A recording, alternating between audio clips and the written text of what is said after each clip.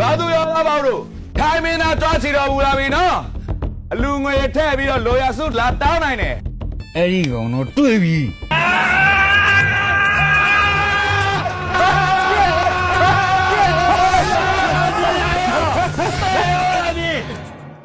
ဒါပါလေဟုတ်ပါပဲဒါနဲ့ပြန်ခေါ်လေပြန်ခေါ်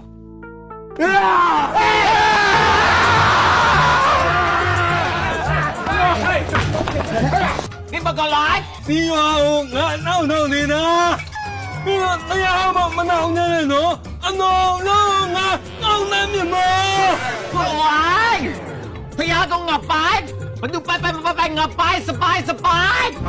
กันละครบเลย ဒါလိုက်ကြားတယ်နော်ထိုင်မင်းသားပြောနေတယ်တရားကောတက်လာတဲ့လူအကုန်လုံးခုတ်တက်ပြင်မယ်တဲ့ เขาตัดไป